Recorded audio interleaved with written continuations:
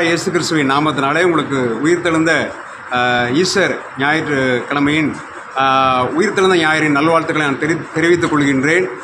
மேலும் கடந்த பெரிய வெள்ளி அன்று நான் உங்களை ஈஸ்டர் என்று சந்திக்கிறேன் என்று சொன்னேன். நிறைய செய்திகளோடு இப்போதும் நாம் அந்த ஈஸ்டர் செய்தியை நாம் கேட்கப் போகின்றோம். இந்த ஏப்ரல் 20 2025 நல்லமைப்பு நற்செய்தி சபையிலிருந்து இது உங்களுக்கு கொடுக்கப்படுகின்றது. நாம் இதற்கு முன்பதாக ஆண்டவராய் இயேசு கிறிஸ்து உயிர்த்தெழுந்தார் என்பதை அறிந்திருக்கிறோம். உயிர்த்தெழுந்தார், அவர் அதிகாலையிலே ஒரு உயிர்த்தெழுந்தார். அல்லேலூயா. மத்தேயு சுவிசேஷம் 28ஆம் அதிகாரம் 1வது வசனம் 2வது வசனத்திலே அவர் எவ்வாறு உயிர்த்தெழுந்தார் என்ற விவரம் போடப்பட்டிருக்கிறது. ஓய்வு நாள்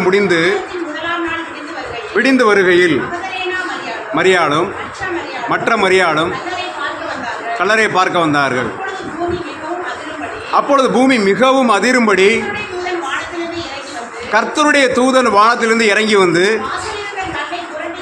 வாசலில் இருந்த கல்லை புரட்டி தள்ளி அதன் மேல் உட்கார்ந்தான். மின்னலை போலவும் உறைந்த மலையை போல வெண்மையாக இருந்தது. காவலர் அவனுக்கு பயந்ததினால் திடுக்கிட்டு செத்தவர்கள் போனார்கள். அல்லேலூயா. இதுதான் உயிர்த்தெழுதல் நடந்த காரியம். இதில் என்ன அப்படின்னா, ஆண்டவராய் இயேசு கிறிஸ்து ஏற்கனவே உயிர்த்தெழுந்து போயிட்டார். அவர் உயிர்த்தெழுந்ததற்கு சாட்சியாக தூதன் வந்து கல்லை புரட்டி தள்ளுகிறார். அல்லேலூயா. இந்த நாளிலும் கூட நம்ம இந்த ஈஸ்டர் செய்தியின் தலைப்பு இயேசு தோட்டக்காரராக உயிர்த்தெழுந்தார். இயேசு எப்படி உயிர்த்தெழுந்தார்? தோட்டக்காரராக உயிர்த்தெழுந்தார். அதுக்கு முன்பதாக இயேசு மரணம் அடைந்த உடனே அவருக்கு நடந்தது என்ன, அவருடைய சரீரத்துக்கு நடந்தது என்ன, இப்போதான் நம்ம பார்க்க போகிறோம். மத்தேயு சுவிசேஷம் 27ஆம் அதிகாரம் 58 முதல் 66 வசனங்களில் அவர் எப்படி மரணம் அடைந்தார் வாசிங்க. ஒருத்தர் மட்டும் வாசிங்க. கேட்டான், பிலாத்து கட்டளையிட்டான். அரிமத்தியா ஒரு யோசேப்பு அந்த சரீரத்தை எடுத்து சுற்றி கண்மலையை வெட்டியிருந்த புதிய கல்லறையிலே வைத்து கல்லறையின் வாசலில் பெரிய கல்லை புரட்டி வைத்து போனான். அங்கே மகளனா மரியாளும் போதும். அல்லேலூயா. இதுதான் அவரை அடக்கம் பண்ணப்பட்ட விதம். ஆனால் அவரை எப்படி அடக்கம் பண்ணினார்கள் என்பதை விலாவாரியாக யோவான் சொல்லுகிறார். யோவான் சுவிசேஷம் 19ஆம் அதிகாரம் 38 முதல் 42. இவைகளுக்கு பின்பு யாரும் தயவு செய்து பேச வேண்டாம், கவனமாக கவனிங்க. நம்ம ஒரு சர்ச்சில் உட்காந்துருக்கிறோம். அரிமத்தியா ஊரானும் யூதருக்கு பயந்ததினால் இயேசுவுக்கு அந்தரங்க சீஷனமாக இருந்த யோசேப்பு இயேசுவின் சரீரத்தை எடுத்துக்கொண்டு போகும்படி பிலாத்தினிடத்தில் உத்தரவு கேட்டான். பிலாத்து அரிமத்தியா ஊர் யோசேப்புக்கு உத்தரவு கொடுத்தான். இயேசுவின் சரீரத்தை அரிமத்தியா ஊர் யோசேப்பு எடுத்துக்கொண்டு போனார். ஆரம்பத்திலே ஒரு ராத்திரியிலே இருங்க, நிக்கோதேமு யோவான் சுவிசேஷம் ஆரம்பத்தில் ஒரு மனுஷன் குழந்தையாக இருக்கும்போது எப்படி மறுபடியும் பிறக்க முடியும் அப்படின்னு கேட்குறாரு. அப்போ ஆண்டவர் வந்து மிகப்பெரிய ஃபேமஸான ஒரு வசனத்தை சொன்னார். என்ன பண்ண, தேவன் தன்னுடைய ஒரே பேரான குமாரனை விசுவாசிக்கிறவன் கெட்டு போகாமல் நித்திய ஜீவனை அடையும்படிக்கு இவ்வளவா அவனை தந்தோடு இவ்வளவு உலகத்தில் அன்பு கூர்ந்தாருன்னா அந்த வசனத்தை நிக்கோதேமுவை பார்த்து சொன்னார். ஒரு ராத்திரியிலே அந்தரங்க சீசன், யூதருக்கு பயந்தாலும் அந்தரங்கமாக அவரை பின்பற்றின சீசன். வாசிங்க. அவர் வெள்ளை போலமும் கரிய போலம், இதெல்லாம் வந்து பாடியில் தடவுறது ஏறக்குறைய 50 கிலோ. 100 ராத்தல்னா 50 கிலோ கொண்டு வந்தார். எடுத்து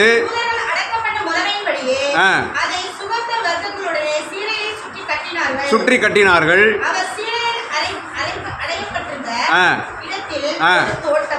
இதுதான் முக்கியம். ஒரு தோட்டம் இருந்தது, ஒரு புதிய கல்லை, தோட்டத்தில் ஒரு கல்லறை இருக்குது. அந்த கல்லறையில் கொண்டு போய் அவரை வைக்கிறாங்க. அல்லேலூயா. அதுக்கு முன்னால் அவரை அடக்கம் பண்ணின விதத்தை இப்போ சீலையில் சுற்றி கட்டினார்கள். இப்போ யூதர்கள் கல்லறை எப்படி கல்லறை 3 டைப்பான கல்லறை வச்சுருப்பாங்க. யூதர்கள் நிலத்துக்கு அடியில் தோண்டி பிணத்தை என்ன பண்ணுவாங்க, வைப்பாங்க. அது ஒரு டைப்பான கல்லறை. அடியில் தோண்டி அடியில் இறங்கி கல்லறையை வச்சு மண்ணை போட்டு மூடிடுவாங்க. தோண்டி ஆனால் வச்சு மூடுவாங்க. நம்மளை மாதிரி மண்ணை தோண்டி இருப்போம்னா அதிலே நல்ல ஒரு ரூம் மாதிரி அடியில் தோண்டி வச்சு அது ஒரு கல்லறை. இன்னொன்று ஒரு ரூம் மாதிரியே கல்லால் அப்படி கட்டி அப்படி அந்த மாதிரி ஒரு கல்லறை, அது ஒரு டைப்பு. இன்னொன்று மலையை குடைஞ்சி உள்ளார ஒரு ஸ்லாப் இதெல்லாம் வச்சு அப்படி ஒரு கல்லறை. இவரோட லாசரோட கல்லறை அந்த மாதிரி தான். இயேசுவோடைய கல்லறையும் லாசரோட கல்லறையும் கிட்டத்தட்ட ஒரே மாதிரி. அதே மாதிரி தான் அரிமத்தியா ஊர் யோசேப்பு அந்த ஒலிவ மலைக்கு அங்கே பக்கத்துலேயே அங்கே அந்த கல்லறையில் அந்த தோண்டி அவர் தனக்காக ஒரு கல்லறையை வச்சுருந்தார். அந்த கல்லறையிலே வேறு வைக்க முடியல அப்படின்னு சொல்கிறதுக்காக வேற ஒரு, ஏன்னா ஆண்டவருக்கு நல்ல ஒரு அடக்கத்தை கொடுக்கணும்னு நினச்சாங்க. ஆனால் ஓய்வு நாள் வந்துருச்சு, வெள்ளிக்கிழமை முடிஞ்சு ஓய்வு நமக்கு வந்து ஞாயிற்றுக்கிழமை ஓய்வு நாள், யூதர்களுக்கு சனிக்கிழமை ஓய்வு நாள். 6 மணியோட வெள்ளிக்கிழமை 6 மணியோட எல்லா வேலையும் போட்டுறணும், எங்கேயும் போகக்கூடாது. போனால் ஒரு ஓய்வு நாள் தூரமான 1 கிலோமீட்டர் மட்டும் தான் போகணும். இருந்த இடத்த விட்டு எந்திரிக்கக்கூடாது. ஜபாலயத்துக்கு போகலாம், பண்ணலாம், சமைக்க கூட கூடாது. அப்படி ஒரு ஸ்ட்ரிக்டான ஒரு எதுவுமே இது வேலையை செய்கிறவன் எவனும் சபிக்கப்பட கடவன் அப்படின்னு வாசிக்கிறோம் லேவியராக எண்ணாமகத்தில். சமைக்க கூட முடியாது, முன்னாடியே சமைச்சு வச்சிடணும், எல்லாம் பண்ணிடணும், அடக்கம் பண்ணக்கூடாது, எல்லாம் உடனே அடக்கம் பண்ணிடணும். இல்லை, அதனால் வேகமாக வந்து பக்கத்தில் அந்த கலர் இருந்தது. அதாவது சிலுவையில் அறையப்பட்ட இடத்திலே ஒரு தோட்டம் இருந்தது அப்படின்னு வாசிச்சாங்க. அதனால் வேகமாக பாடியை இறக்கி கொண்டு வந்து அதுக்கப்புறம் ஒரு அடக்கம் கொடுத்துக்கலாம் அவருக்கு அப்படின்னு நினச்சி தான் என்ன பண்ணாங்க, வைக்கிறாங்க. அப்போ யூதர்கள் எப்படி அடக்கம் பண்ணுவாங்க? இப்போ 3 கல்லறையில் 3வது கல்லறை டைப்பான கல்லறையில் தான் ஆண்டவர் வச்சாங்க. மலையை குடைந்து அதுக்குள்ளே வச்சு ஒரு பெரிய கல்லை போட்டு மூடுவாங்க. அந்த கல்லை 10 பேர் சேர்ந்து உருட்டி தள்ளி அந்த கல்லை மூடணும். அதுக்கு முன்னாடி ஒரு ரூமில் ஒரு கல்லறை, அது ஒரு டைப் கல்லறை, அதில் இல்லை. அப்புறம் அடியில் தோண்டி கல்லறை, அதுலேயும் கிடையாது. ஆனால் மலை குகையில் அரிமத்தியா ஊர் யோசேப்பு தனக்காக வெட்டி வைத்திருந்த கல்லறையில் ஆண்டவரை கொண்டு போய் பிலாத்துட்ட அனுமதி வாங்கி கொண்டு போய் வச்சுட்டார். அப்போது அவங்க எப்படி அடக்கம் பண்ணுவாங்க பாடியை அப்படின்னா, முதல்ல அந்த தாவர சாறு ஒன்று எடுத்துக்குவாங்க. தாவர சாறு, ஒரு குறிப்பிட்ட ஒரு தாவரத்தில் ஒரு சாறு இருக்கும், அதை பிழிஞ்சி அதை எடுத்து அப்படியே தடவுவாங்க. அப்படியே கழுத்துலேருந்து அப்படியே பாதம் வரைக்கும் தடவுவாங்க. தடவிட்டு என்ன பண்ணுவாங்க, ஒரு சீலையை எடுப்பாங்க. ஒரு பெரிய துணி ஒன்று எடுப்பாங்க, லினன் கிளாத்துன்னு பேர், சரியா? அந்த லினன் துணி அப்படின்னு இருக்கும். அதை எடுத்து கால்லேருந்து அப்படியே கழுத்து வரைக்கும் சுற்றுவாங்க. சுற்றிட்டு பாடியோட அப்படியே மறுபடியும் என்ன பண்ணுவாங்க அப்படின்னா, மறுபடியும் எடுத்து மறுபடியும் அதே தாவர சாரை எடுத்து மறுபடியும் பூசுவாங்க. பூசிட்டு கழுத்துலேருந்து கால் வரைக்கும் மறுபடியும் இன்னொரு சீலை இழப்பு சுற்றுவாங்க. மொத்தம் 3 ட்ரெஸ்ஸு அந்த பிணத்துக்கு. எப்போதுமே அவங்க பண்ணுறது இதுதான். சுற்றிட்டு முகத்துக்கு மட்டும் தனியாக ஒரு ட்ரெஸ் ஒன்று வச்சுருப்பாங்க, ஒரு சீலை ஒன்று வச்சுருப்பாங்க. அதில் முகத்தில் வந்து இப்போ இதெல்லாம் சுற்றிட்டு என்ன பண்ணுவாங்க, பாடி முழுவதை இதுக்கு மேலே வந்து என்ன பண்ணாங்க அப்படின்னா, இந்த 2வது சீலை சுற்றுறதுக்கு முன்னால் இந்த மரியாள் நலத தைலமும் வெள்ளைப்போளம் கலந்த வெள்ளைக்கல் பரணியை கொண்டு வந்து போட்டு உடைச்சாங்க அப்படின்னு சொல்லல. அப்போ ஆண்டவர் என்ன சொன்னார், அவளை ஏன் தொந்தரவு படுத்துகிறாய், அவளை வந்து என்னை அடக்கம் பண்ணுவதற்காக வைத்திருந்தாள். அதை வாங்கி அதை வந்து என்ன பண்ணாங்க, அப்படி ஊற்றி விட்டாங்க. ஊற்றி விட்டு 2வது சீலையை எடுத்து கழுத்துலேருந்து அப்படி கால் வரைக்கும் அப்படி சுற்றிட்டாங்க.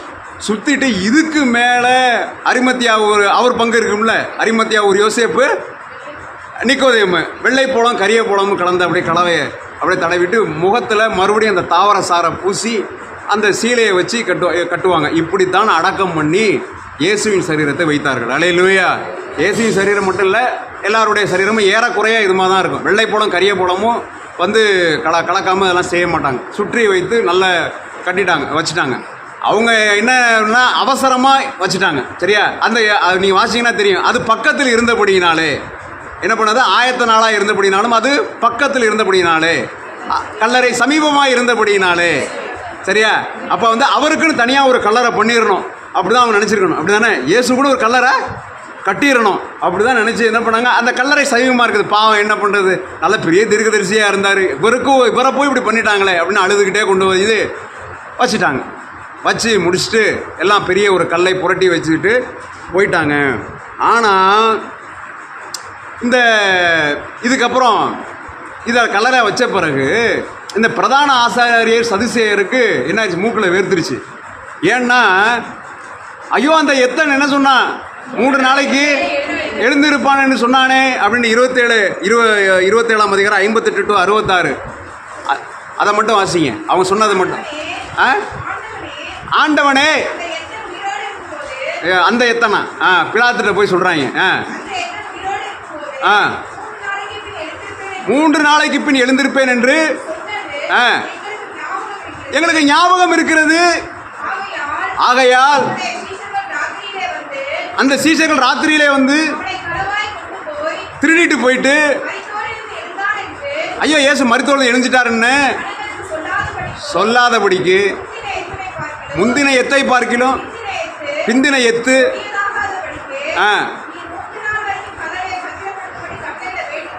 என்றார்கள். பிலாத்து, உங்களுக்கு தான் காவல் சேவர் இருக்கு, போய் பத்திரப்படுத்திக்க, என்னை ஆளை விடுங்கன்னு சொல்லிட்டாரு. மறுபடியும் அவர் செத்த பிறகு என்னை தொந்தரவு பண்ணுறீங்களே அப்படின்ட்டு பிலாத்துக்கு ரொம்ப கடுப்பாகி சொல்லிட்டாரு. போய் இப்போ கல்லறையை பத்திரப்படுத்திங்க. பிலாத்து என்ன சொன்னார்?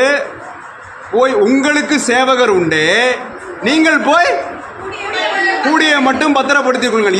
மத்திய 28 அதிகாரத்தில் கடைசியில் வாசிங்க அப்படின்னா காவல் சேவகர்களுக்கு பணம் கொடுத்து என்ன பண்ணாங்க? அப்போ யாருன்னா இவங்க சேவகர் இல்லை, ரோம போர் சேவகரை இவங்க வந்து என்ன பண்ணாங்க? வற்புறுத்தி நீங்கள் தான் காவல் இருக்கணும் அப்படின்னு பண்ணிட்டாங்க. அல்லேலூயா. வாசிங்க அது. ஆலோசனை பண்ணி சேவர்களுக்கு இவங்க சேவர்னா ஏன் பணத்தை கொடுக்கணும்? சேவர்களுக்கு வேண்டிய பணத்தை கொடுத்து நாங்கள் நித்திரை பண்ணுகையில் அவருடைய சீஷர்கள் ராத்திரியிலே வந்து என்று சொல்லுங்கள். இது புரியுதா? இது தேசாதிபதிக்கு, யாருக்கு? பிலாத்துவுக்கு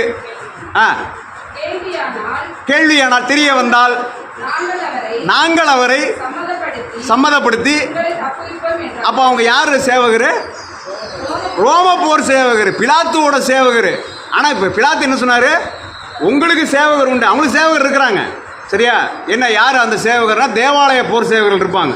சரியா? அவங்க பெரும்பாலும் லேவியர்கள். அவங்க லேவியர்கள் வந்து என்ன பண்ணால் பட்டயத்தை பிடிச்சி யாரும் உள்ளுக்குள்ளே நுழையாதபடி காவல் இருப்பாங்க.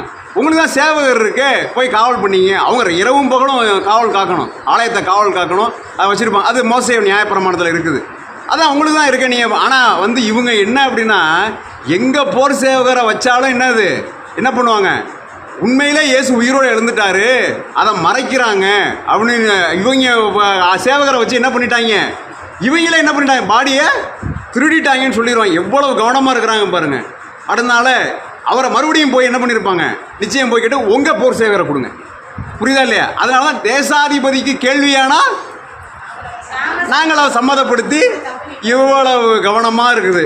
முத்திரை போடுறாங்க, காவல். சரி, ஏன் இவ்வளவு அவருக்கு மரணத்தில் வந்து இவ்வளவு பிரச்சனை?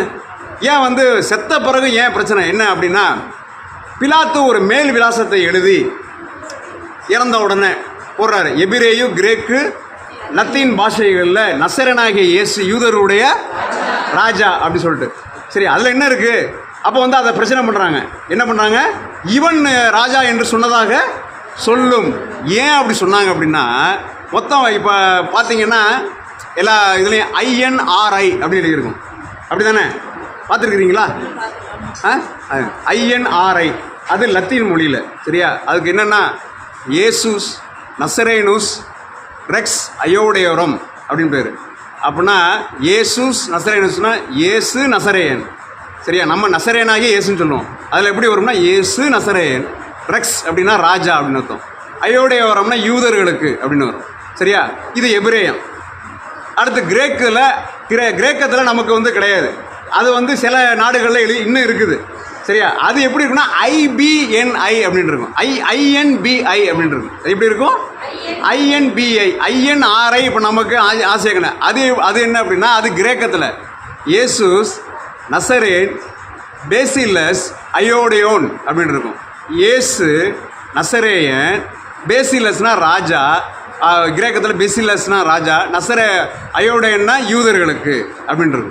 சரி, இதில் எந்த பிரச்சனையும் இல்லை. இவங்க இதெல்லாம் வாசிக்கிறாங்க. 3 மொழியில் எழுதி போட்டிருக்கு. ஆனால் நம்ம இதில் சும்மா INRI, ஆனால் 3 மொழியில் எழுதி போட்டிருக்கு. இந்த 3வது மொழி எபிரேயரில். அப்போ என்ன அப்படின்னா லத்தீனில் படிக்கிறவங்களுக்கு புரிஞ்சுக்கிட்டோம், கிரேக்க தெரிஞ்சவங்களுக்கு அவங்க புரிஞ்சுக்கிட்டோம், எபிரேயங்களுக்கு அவங்க புரிஞ்சுக்கிட்டோம். இது என்ன வழக்கம் அப்படின்னா அவங்க செய்த தப்பை என்ன பண்ணுவாங்க? மேலே எழுதி போடுவாங்க. சிலுவை குற்றவாளிகள்னால் அவங்க செஞ்ச தப்பு இது, இவன் திருடினான் அப்படின்னு எல்லா மொழிகளும் எழுதி போடுவாங்க. இயேசுவுக்கு அப்படி எதுவும் எழுதி போடல. அதனால் அவர் நசரேயனாகிய இயேசு யூதர்களுடைய ராஜா அப்படின்னு எழுதி போட்டாங்க. இப்போ எபிரேயத்தில் எழுதுகிறாங்க. எபிரேயத்தில் எழுதுகிறாங்க. அது எப்படி எழுதுனா, யெஷுவா ஹ நசரி. யெஷுவானா இயேசு, ஹ நசரி அப்படின்னா நசரேயன்.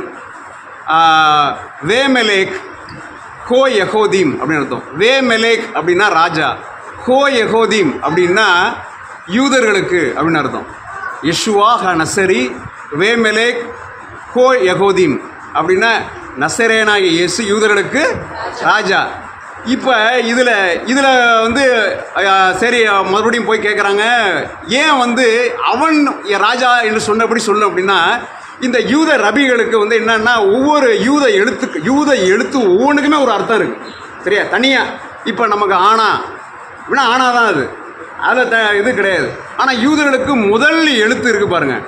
முதல் எழுத்து அது தேவனை குறிக்கும் எழுத்து. முதல் எழுத்து தான் அது. அதே நேரத்தில் தேவனை குறிக்கிற ஒரு எழுத்து. புரியுதா இல்லையா? அதனால் நசரேயனாகிய இயேசு யூதர்களின் ராஜா, யெஷுவா ஹ நசரி வேமெலேக் ஹோ யெகோதீம், இதில் முதல் எழுத்தை மட்டும் பார்க்குறாங்க. அதெல்லாம் கவனம் வைப்பாங்க. இதை முதல் எழுத்தை சேர்த்து பார்த்தா கர்த்தர்னு வந்துருச்சு. அல்லேலூயா. முதல் எழுத்தை மட்டும் சேர்த்து பார்த்தா கர்த்தர் யெகோவான்னு வந்துருச்சு. யெகோவானா அவங்க யாருன்னா பழைய ஏற்பாடில், அதாவது யெகோவானா வானத்தையும் பூமியும் படைத்த கர்த்தர்னு அர்த்தம். அதாவது என்ன படிக்கிறவங்க என்ன புரிஞ்சுக்கிட்டாங்கன்னா, வானத்தையும் பூமியும் படைத்த கர்த்தர் வானத்துக்கும் பூமிக்கு நடுவாக சிலுவையில் அநியாயமாக தொங்கிக்கிட்டு இருக்கிறாரு அப்படின்னு சொல்லாமல் எழுதி போட்டான். அவன் என்னமோ எழுதி போட்டுட்டான். ஆனால் எழுதப்பட்டது அதான் மறுபடியும் போய் வந்து அவர்கிட்ட பிலாத்துல கேட்குறாங்க. அவர் எரிச்சலோடு சொல்லிட்டாரு. என்ன சொன்னார்? நான் எழுதினது அவருக்கு தெரியாது, ஏதோ எழுதுங்கப்பா அப்படின்ட்டார். அல்லேலூயா. அதை முதல் எழுத்தெல்லாம் அப்படியே சேர்த்து பார்க்குறாங்க. இப்போ திமுக அப்படின்னா என்ன அர்த்தம்? திமுகங்கிறது ஒரு இது, ஆனால் அதுக்கு என்ன இருக்குது? ஒரு அர்த்தம் இருக்குது. அப்போ அது ஒரு அர்த்தம் இருக்குது. அதே போல் ஒவ்வொன்றுக்கும் ஒரு அதை அக்ரோனியம்னு சொல்லுவாங்க. இப்போ ஜெம்ஸ் அப்படின்னு ஒரு ஊழியம் இருக்கிறது. காஸ்பல் எக்கோயிங் மிஷனரி சொசைட்டி அப்படின்னு பேர். ஜெம்ஸ் அப்படின்னா என்னென்னா வைரங்கள்னு அர்த்தம். உண்மையிலே ஜிஎம்எஸ் ஜெம்ஸ்னா என்னது? வைரங்கள்னு அர்த்தம். ஆனால் அதுக்கு உள்ள உண்மையான அர்த்தம் என்னது? அது காஸ்பல் எக்கோயிங் மிஷனரி சொசைட்டி அப்படின்னு வச்சுக்கிறான். இந்த மாதிரி நசரேயனாகிய இயேசு யூதருடைய ராஜா, இந்த முதல் எழுத்தை மட்டும் சேர்த்து பார்த்தா கர்த்தர்னு வந்துருச்சு. அல்லேலூயா. சரியா? அவன் என்னமோ எழுதிட்டான், ஆண்டவர் அதை அப்படியே நிறைவேற்றிட்டாரு. இதை பார்த்ததுனால தான் என்ன பண்ணுறாங்க, இந்த உயிர்த்தெழுதல் நடக்கக்கூடாதுன்னு சொல்லிட்டு இவ்வளோ நடவடிக்கை. பிசாசு என்ன பண்ணுறான்? மண்டையில் தட்டி போங்கங்கிறான். உயிர்த்தெழுதல் நடந்துட்டா பிசாசுக்கு என்ன? முடிஞ்சு போயிடுச்சு. அல்லேலூயா. அதனால் போய் பத்திரப்படுத்துகிறாங்க. அல்லேலூயா.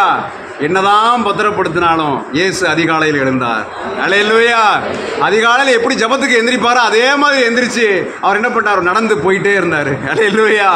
அவர் நடந்த பிறகுதான் மின்னலை போல ஒரு தேவதூதன் இறங்கி கல்லை புரட்டு தள்ளி கல்லனின் மேலே உட்கார்ந்தான். மின்னலை மாதிரி. அப்போ வந்து அவங்களெல்லாம் என்ன போர்ச்ச ஒரு மின்னல் அடிச்சிச்சின்னு சொல்லுவாங்க. என்ன அடிச்சிச்சு? ஒரு மின்னல் அடிச்சு. ஒரு சூரியன் வந்துச்சு. தேவதூதர்களே இப்படி இருப்பாங்க, சூரியன் மாதிரி இருப்பாங்க. அப்போ தேவன் எப்படி இருப்பார்? அல்லேலூயா. திடுக்கிட்டு செத்தவர்கள் போலானார்கள். அப்போ அவர் கிளம்பி போயிட்டார். இப்போ 4 சுவிசேஷங்களில் பார்க்குறோம், என்னமோ ஒரு மாதிரி ஒரு இதாக இருக்குது. எல்லாமே சேர்த்து பார்க்க போகிறோம். அல்லேலூயா. ஆரம்பத்திலிருந்து என்ன நடந்தது, காலையிலிருந்து உயிர்த்தெழுதலின் காலையிலிருந்து மணி நேர கணக்கின்படி சாயங்காலம் வரைக்கும் என்ன நடந்ததுன்னு பார்க்க போகிறோம். அதிகாலையிலே பெண்கள் மரிய மகதலேனாளுடன் கல்லறைக்கு போகிறாங்க. அதிகாலையிலே பெண்கள் என்ன பண்ணுறாங்க? கல்லறைக்கு போகிறாங்க. அதான் மார்க் 16ஆம் அதிகாரம் 1வது வசனம். இது அதிக இருட்டோடே நடந்தது. ஓய்வு நாளான பின்பு மகதலேனா மரியாளும்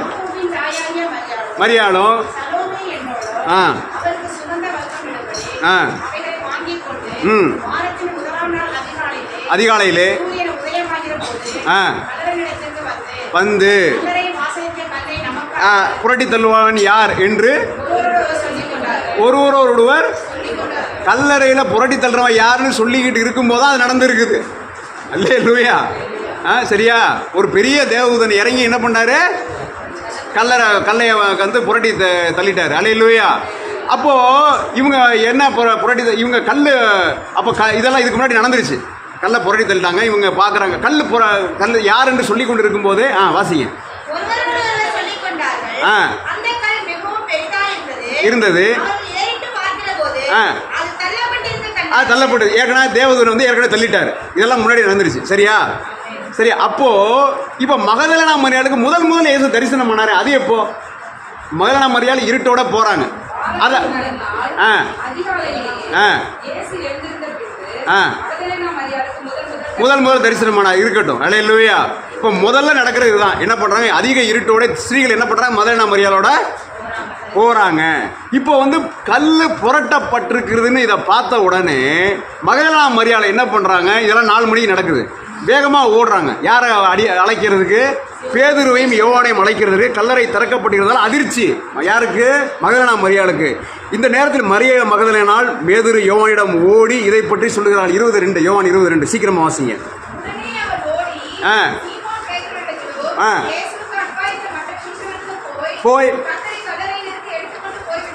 போய்விட்டார்கள். தெரியவில்லை என்றால் புறப்பட்டு ஓடினார்கள். இருங்க இதே நேரத்தில் இப்போ இங்கே வந்து இப்போ வெளியில் இருக்குது. இங்கே போயிட்டு வர்றதுக்கு நேரம் ஆகும். இதே நேரத்தில் பெண்கள் என்ன பண்ணிட்டாங்க? உள்ளுக்குள்ளே போயிட்டாங்க. கல்லறைக்கு உள்ளுக்குள்ளே போயிட்டாங்க. உள்ளுக்குள்ளே என்ன நடக்குது? மார்க் 16:5 பிரவேசித்து வெள்ளையங்கி தரித்தவனாய் அதில் அவர் தான் யாரு? கல்லை புரட்டி தள்ளினவர். அவர் என்ன பண்ணுறார்? வாலிபன் ஆகிட்டார். வாலிபன் மாதிரி உள்ளார உட்காந்துருக்கிறார். ஏன்னா அப்படி இருந்தால் யார் என்ன ஆயிடுவாங்க? பயந்து மின்னல் மாதிரி இருந்தால் என்ன ஆயிடுவாங்க? உருவத்தை மாற்றிட்டு உள்ளார உட்காந்துருக்காரு தேவதூதர். அவர்களை நோக்கி பயப்படாதிருங்கள், இயேசுவை தேடுகிறீர்கள். அவர் உயிர்த்தெழுந்தார். அவர் இங்கே இல்லை. இதோ அவரை வைத்த இடம். இது லூக்கா 24:4 இருக்கு. மத்தேயு 28:5 இந்த பெண்களோட தேவதூதர்கள் பேசுறது இருக்கு. அல்லேலூயா. அப்போ நல்லா கவனிங்க. இப்போ இவங்க அடுத்தது நடந்தது. எல்லாரும் அதிர்ச்சியாகி கல்லறையை விட்டு கிளம்பிட்டாங்க. இந்த பெண்கள் எல்லாம் என்ன பண்ணிட்டாங்க? ஆனால் இவங்க யாரும் இயேசுவை பார்க்கல. கல்லறை மார்க் 16:8 வாசிங்க சீக்கிரம். நடுக்கம் திகிலும் அவளை பிடிக்க கல்லறை விட்டு ஓடினார்கள். ஒருவருக்கும் சொல்ல போறாங்க. யாருக்கு? அவங்களுக்கு ஒருவருக்கும் சொல்லாமல் போனார்கள். அல்லேலூயா. லூக்கா 24:9 வாசிங்க.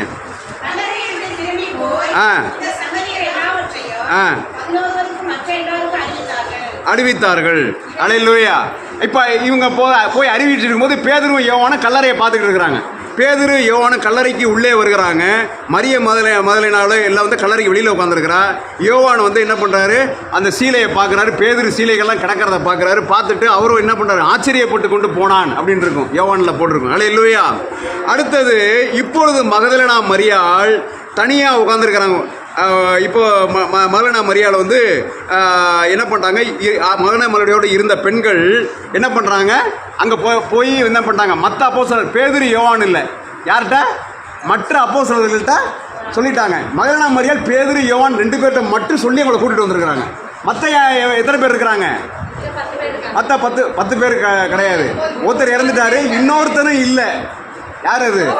தோமாவும் இல்லை. சரியா? அப்போ அங்கே 8 பேர் தான் உட்காந்துருக்கிறாங்க. அந்த 8 பேர்கிட்ட சொல்ல ஓடுகிறார்கள். 24:9 லூக்கா 24:9-11.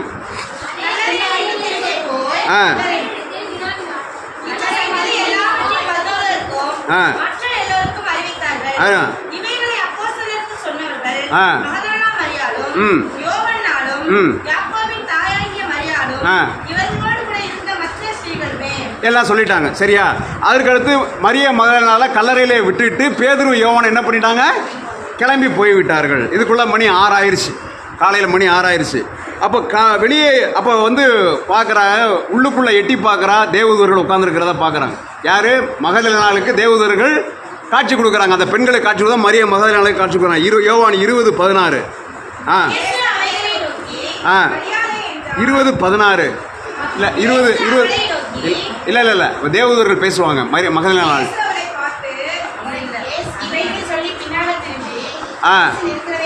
அதுக்கு முன்னாடி உள்ளத வாசி. ஸ்ரீயே ஏன் அழுகிறாய் என்றார்கள். யார்கிட்ட பேசுறாங்க? அதை வாசிங்கன்னு சொன்னேன். இடத்திலே பெண்ணுடை தரித்தவர்களாய் 2 தூதர்கள் உட்கார்ந்திருக்கிறதை கண்டார்கள். ஸ்ரீயே ஏன் அழுகிறாய். ஆ ஆ தெரியவில்லை என்றால் ஆ இயேசு நிற்கிறதை கண்டால் இயேசு என்று அறியாதிருந்தாள்.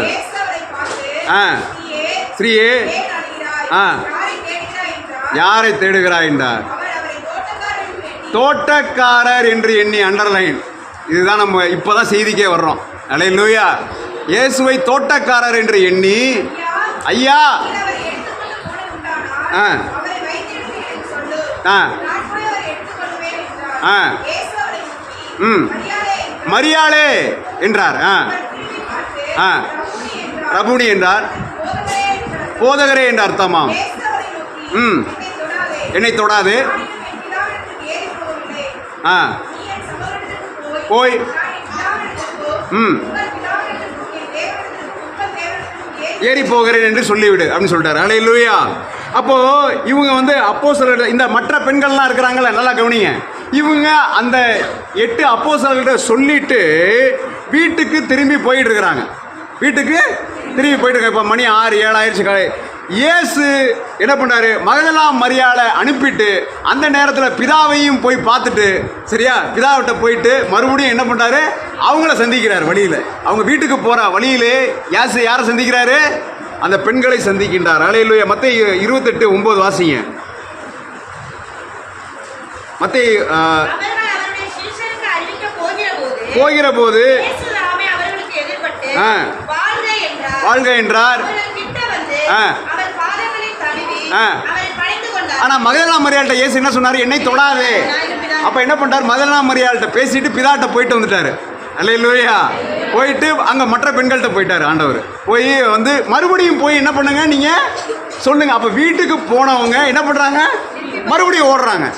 மறுபடியும் என்ன பண்ணாங்க, இயேசுவை பார்த்தோம். முதல்ல தேவதூதரை பார்த்தோம். இப்போ யாரை பார்க்குறோம், இயேசுவை பார்த்தோம். அடுத்தது இப்போ மதிய நேரம் ஆயிடுச்சு. இப்போ என்ன ஆயிடுச்சு, மதிய நேரம். மதிய நேரம்னா 12 மணி தான் மதிய நேரம்.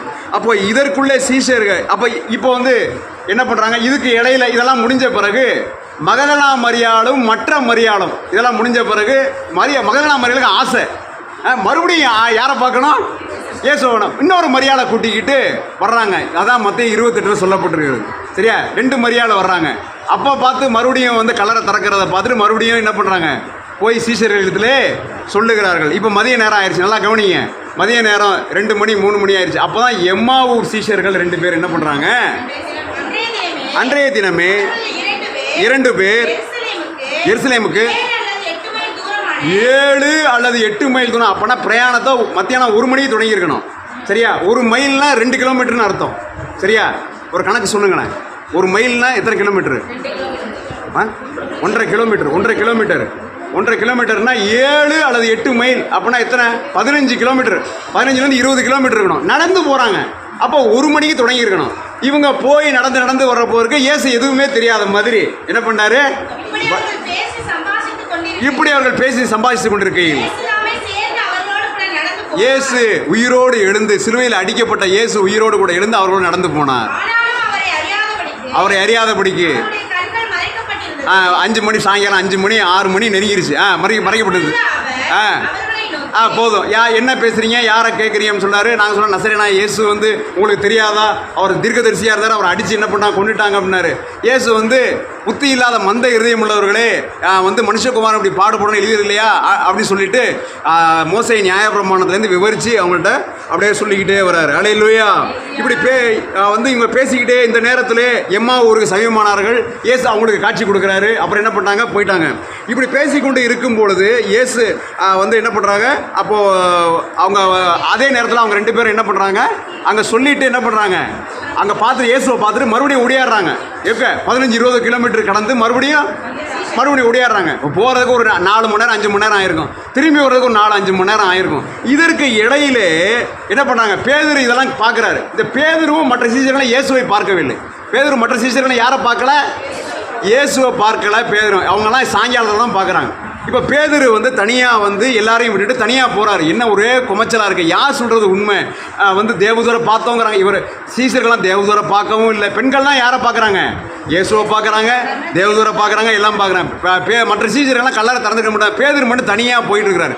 தனியாக போனவன தனியாக நடந்து போயிட்டு இருக்கும்போது இயேசு காட்சி தருகிறார். அல்லேலூயா. அதுதான் சொல்லப்பட்டிருக்கிறது. லூக்கா 24:34, 1 கொரிந்தியர் 15:5. சீக்கிரம். சீமோனுக்கு தனியா தரிசனமாகிறார். சொல்ல கேட்டு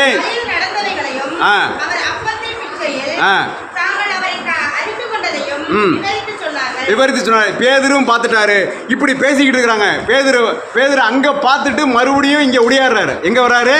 இவங்க இருந்த ரூமுக்கு ஒடியாடுறாரு. அதே நேரத்தில் எம்மாவூர் சீஷர்களும் வந்து எல்லாரும் பேசிக்கும் போது எல்லாருக்குமாக இயேசு தரிசனம் ஆயிட்டாரு. அல்லேலூயா. உங்களுக்கு சமாதானம் என்று வந்து நின்றார். அன்றைய தினம் சாயங்கால வேளையிலே இடத்திலே கூட்டப்பட்டு இருக்கையில் நடுவே நின்று என்றார். கைகளையும் காண்பித்தார். சந்தோஷப்பட்டார்கள். அல்லேலூயா. இங்க பாருங்க, நான் தான் ஒரு ஆவிக்கு இருக்கிறது மாதிரி இருக்காதே பாருங்க அப்படின்னு சொல்லிட்டு இன்னொரு சுவிசேஷத்தில் எழுதியிருக்கு. ஒரு சாப்பாடை கொடுங்க அப்படின்னு சொல்லிட்டு வாங்கி சாப்பிடலாம் காமிச்சார். அல்லேலூயா. நான் ஆவி இல்லை, பூதம் இல்லை, நான் தான் வந்திருக்கிறேன் அப்படின்ட்டு ஆண்டவர் வாங்கி சாப்பிட்டு காமிச்சார். இந்த சூழ்நிலையில் தோமா என்கிற சீசன் இப்போ யார்கிட்ட இல்லை, இவங்க கூட இல்லை. இயேசு மரிச்சிட்டாருன்னா துக்கத்தில் அவர் எங்கேயோ போயிட்டாரு. இயேசு அவரையும் விடலை. 8 நாளைக்கு பின்பு இயேசு அவருக்கும் தரிசனமானார். போதும் இருக்கட்டும். அல்லேலூயா. 8 நாளைக்கு பின்பு இயேசு தரிசனமானார். ரைட். இப்போ தான் நமக்கு செய்தி ஆரம்பம். என்னன்னா, இயேசு தோட்டக்காரராக உயிர்த்தெழுந்தார். இப்போ மகதலேனா மரியாள்கிட்ட வருவோம். மகதலேனா மரியாளுக்கு அந்த தரிசனமானதை மட்டும் வாசிங்க. ஏன் அழுகிறாய்? ஏன் அப்படி நினைச்சாங்க என்று எண்ணி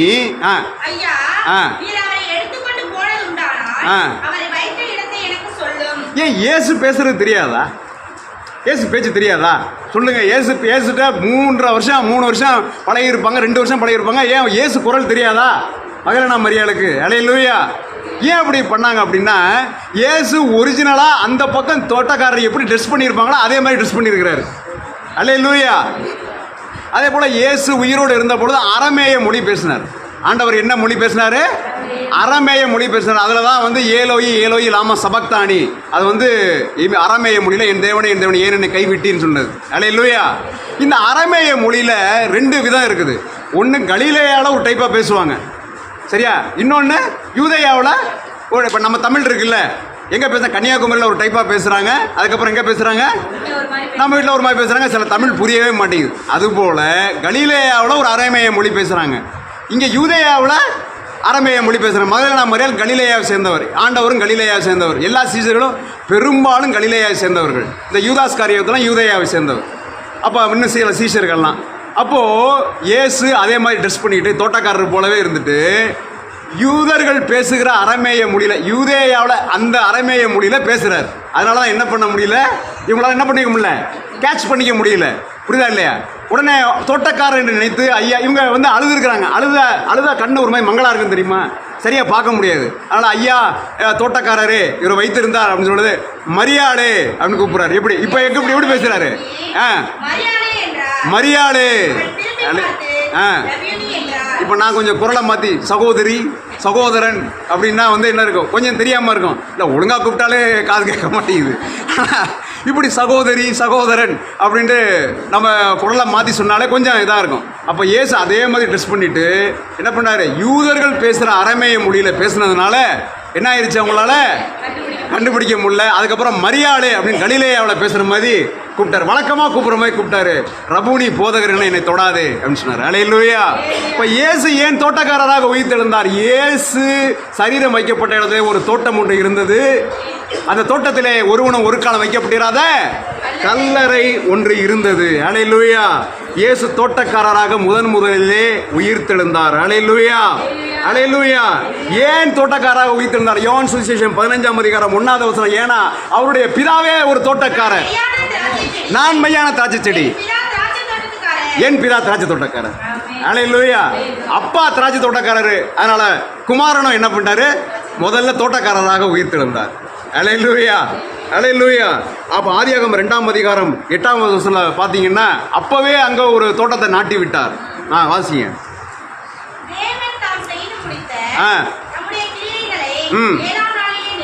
நிறைவேற்றி ம். நம்முடைய கிரியைகளை எல்லாம் முடித்த பின்பு ம். 7ஆம் நாளிலே ஓய்ந்திருந்தார். ம். தேவன் ஆ. சிருஷ்டித்து உண்டு பண்ணின இல்ல. ஆ. ஏதேனிலே ஒரு தோட்டத்தை உண்டாக்கினார். அல்லேலூயா. கரெக்டா வாசிக்கணும். ஏதேனிலே ஒரு தோட்டத்தை உண்டாக்கினார். அதனால அவரும் பிதாவும் தோட்டக்காரர். அல்லேலூயா. அப்ப தோட்டத்திலே ஆரம்பிச்சதை தோட்டத்திலே முடிச்சு வைக்கணும். ஆமென். ஏதேன் தோட்டத்தில் தான் பிரச்சனை ஆரம்பிச்சது. அதை என்ன பண்ணாரு? கெத்செமனே தோட்டத்தில் சோதனை வந்தது. அந்த சோதனையில் ஜெயிச்சாரு. ஆதாம் ஏவாள் தோட்டத்தில் கெத்செமனே தோட்டத்தில் ஜெயிச்சு தேவசித்தம் செய்தார். அல்லேலூயா. தேவசித்தம் செய்து சாத்தானுக்கு ஒரு சாவுமணி அடிச்சாரு. கல்லறை தோட்டத்தில் சாவுமணி அடிச்சாரு. அல்லேலூயா.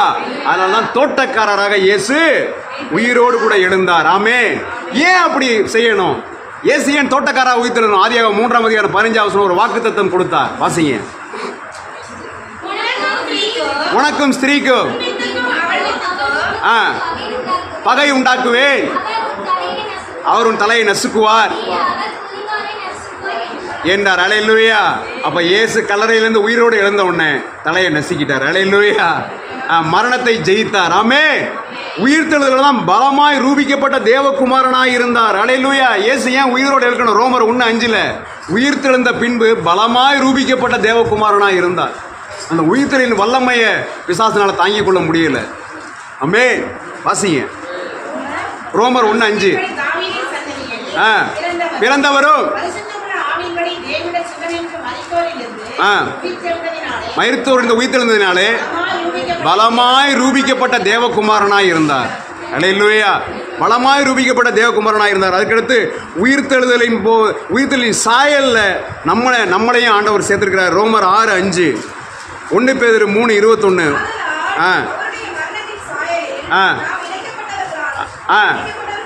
ஆனால்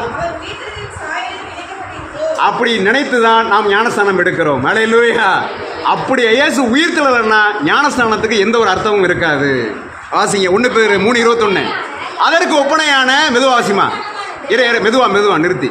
அதற்கு ஒப்பனையான ஞானஸ்தானமானது வெறுமனே மாம்ச அழுக்கை நீக்குதலாக இராமல் தேவனை பற்றும் நல் மனசாட்சியின் ஒருத்தர் வாசிங்க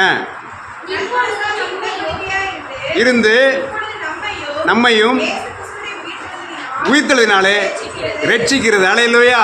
ஒரு மனுஷனை ஞானஸ்நானத்தில் ரட்சிக்கிறது எது? உயிர்த்தெழுந்த வல்லமை. அல்லேலூயா. உங்களை ஞானஸ்நானத்தின் போது ரட்சித்தது எந்த வல்லமை அப்படின்னா ஆண்டவருடைய உயிர்த்தெழுந்த வல்லமை. ஆண்டவருடைய எத்தனையோ வல்லமை இருக்குது. உங்களை ரட்சித்தது ஆண்டவருடைய உயிர்த்தெழுந்த வல்லமை. அதனால இயேசு உயிர்த்தெழணும். அல்லேலூயா. அவர் தோட்டக்காரராக எழுந்து அந்த மரணத்தின் அதிகாரியை பிசாசை ஜெயிக்கணும். எபிரேயர் 2:14 மரணத்தின் அதிகாரியை பிசாசை தம்முடைய மரணத்தினாலே ஜெயித்தார். அல்லேலூயா. அப்ப ஸ்திரீ நல்லா கவனிங்க. ஸ்திரீ உன் வித்துக்கும் அவள் வித்துக்கும் என்ன உண்டாக்குவேன்? உன் வித்துனா என்னது? அது சர்ப்பத்தின் வித்து. யார்கிட்ட சொல்றாரு? பாம்பா பார்த்து சொல்றாரு இயேசு. பிதாவாகிய தேவன் என்ன சொல்றாரு? பாம்பா பார்த்து சொல்றாரு. புரியுதா இல்லையா? ஒருத்தராக கேட்டு வர்றாரு. இல்லை ஸ்திரீ கொடுத்தா அப்படின்னா ஸ்திரீ வந்தானே இல்லை சர்ப்பம் வஞ்சித்தது. அப்போ சர்ப்பத்தை பார்த்து சொல்றாரு, நீ இப்படி செய்தபடினாலே எல்லாத்தையும் சபிக்கப்பட்டிருப்ப. உன் வித்துக்கும் அவள் வித்துக்கும். இப்போ யாரை பார்த்து சொன்னா? வெறும் பாம்பை பார்த்து பேசலை, பாம்புக்குள்ள இருந்த பிசாசை பார்த்து பேசுறாரு. அல்லேலூயா. அப்போ ஸ்திரீயின் வித்து என்ன வித்து? அடுத்து சர்ப்பத்தின் வித்து. ரெண்டுக்கும் சண்டை. எப்போ? ஆதியிலேருந்து சண்டை வந்துக்கிட்டே இருக்குது. அல்லேலூயா. இப்போ ஆண்டவர் தோட்டக்காரராக இருந்தால் பிசாசு என்ன பண்ணும்? தோட்டக்காரராக என்ன பண்ணும்? நடிக்கும். அதுதான் நியாயாதிபதிகளின் புஸ்தகத்தில் யாரும் எடுத்து வாசிக்கணும்னா எல்லாமே சொல்லிடுறேன். தாகோன் அப்படின்னு பெலிஸ்தீர்களுக்கு ஒரு தெய்வம் இருந்தது. பெலிஸ்தீர்களுக்கு என்ன இருந்தது? தாகோன். சிம்சோனை பிடிச்ச உடனே நேராக கொண்டு போய் சிம்சோன் ஸ்திரீயின் வித்து நேராக கொண்டு போய் தாகோன் அண்டையிலே கொண்டு போய் விடுகிறார்கள். தாகோன் யார் தெரியுமா? தோட்டக்கலைக்கெல்லாம் தெய்வம். அல்லேலூயா. தோட்டம் போட்டால் இந்த தாகோனை கும்பிடாமல் தோட்டம் போட மாட்டாங்க. தோட்டம் போடும்போது என்ன பண்ணுவாங்க? தாகோனை கும்பிடாமல் தோட்டம் போட மாட்டாங்க. தாகோன் யார் அப்படின்னா இந்த பாகாலுக்கே அப்பா. பாகால்னு சொல்கிறாங்கல்ல காணானி, அவங்களுக்கே அப்பா. பெரிய இது. அப்போ அந்த தாகோனின் கோவில் அண்டையில் சிம்சோனை பிடிச்சி கட்டி இழுத்துட்டு வர்றாங்க. நம்முடைய தேவன் என்ன பண்ணார்? அதில் நியாயாதிபதியில் போய் வாசிச்சு பாருங்க. இப்போ சொல்வதுக்கு நேரம் இல்லை. நம்முடைய பையனை ஒப்பு கொடுத்தார் அப்படின்னு கொண்டு வராங்க. சிம்சோன் பரிதாபமாக ஜெபம் பண்ணி அந்த 2 நடுத்தூண்களை பிடிச்சு அந்த கோயிலையே இடிச்சு போட்டார். அல்லேலூயா. அப்போ ஸ்திரீயின் வித்து ஜெயித்தது. ஸ்திரீயின் வித்து ஜெயித்தது, சர்ப்பத்தின் வித்து தோற்றுறது. அல்லேலூயா. அதே போல் அதே தாகோன், அதே தோட்டக்கலை என்ன பண்ணுது? 1 சாமுவேல் புஸ்தகத்தில் கர்த்தருடைய பெட்டியை பிடிச்சு போயிடுவாங்க. கர்த்தருடைய பெட்டியை பிடிச்சு கொண்டு போய் வேற எங்கேயும் வைக்க மாட்டாங்க, நேராக தாகோனின் கோவிலை கொண்டு போய் வைப்பாங்க. அல்லேலூயா. ஆண்டவர் அப்போ ஒத்தைக்கு ஒத்த ஆண்டவருக்கும் சரியா? எப்படி ஒத்தைக்கு ஒத்த? என்னோட சின்ன பெட்டி ஒன்று, நீ பெரிய சிலை ஒன்று, யார் சண்டை பார்த்துக்குவோம். அடுத்த நாள் பார்த்தா தாகோன் வந்து என்ன பண்ணுது? முகங்குப்புற விழுந்து கிடந்து கர்த்தருடைய பெட்டி முன்னாங்க. அல்லேலூயா. மறுபடியும் தூக்கி வச்சாங்க. 2வது நாள் பார்த்தா கையும் காலும் உடைஞ்சு கிடக்குது. அல்லேலூயா. ஸ்திரீயின் வித்து சர்ப்பத்தின் வித்தை ஜெயித்தது. அல்லேலூயா. இதை எல்லாம் அப்படியே ஜெயிச்சுக்கிட்டே வந்துட்டு மோசே ஸ்திரீயின் வித்து, பார்வோன் சர்ப்பத்தின் வித்து, தாவீது ஸ்திரீயின் வித்து, கோலியாத் சர்ப்பத்தின் வித்து, ஒவ்வொருத்தரா ஜெயிச்சுட்டே வந்து கடைசியில் ஆண்டவர் ஒரு முற்றுப்புள்ளி வைத்தார். அல்லேலூயா. ஸ்திரீயின் வித்தானவரும் காலத்திலே தோற்றுவிக்கப்பட்டவன பலமான ரூபிக்கப்பட்ட தேவகுமாரனாக இருந்த இயேசு கிறிஸ்து சர்ப்பத்தின் வித்தை மிதிச்சாரு. அல்லேலூயா. அல்லேலூயா. இதை தோட்டத்தில் தொடங்குறதுனால இயேசு தோட்டக்காரராக உயிர்த்தெழுந்தார். அல்லேலூயா. அல்லேலூயா. அப்போ இந்த உயிர்த்தெழுதலின் வல்லமையோடு நாம் என்ன பண்ணணும்? நம்ம பயணிக்கணும். அல்லேலூயா. இவர்களை நீங்கள் ஞாபகம் வைத்துக் கொள்ளுங்கள். எனவே பிரியமானவர்களே, இன்றைய நாளிலும் கூட இந்த ஈஸ்டர் நாளில் இயேசு தோட்டக்காரராக உயிர்த்தெழுந்தார். உங்கள் வாழ்க்கையில் எது செத்து கிடக்கிறதோ இந்த நாள் முழுதல் ஆண்டவருடைய உயிர்த்தெழுந்த வல்லமை உங்களை சந்திக்கிறதா இருக்கிறது. கர்த்தர் தாமே இந்த செய்தி மூலமாக உங்களை ஆஸ்வதிப்பாராக. ஆமென். ஆமென்.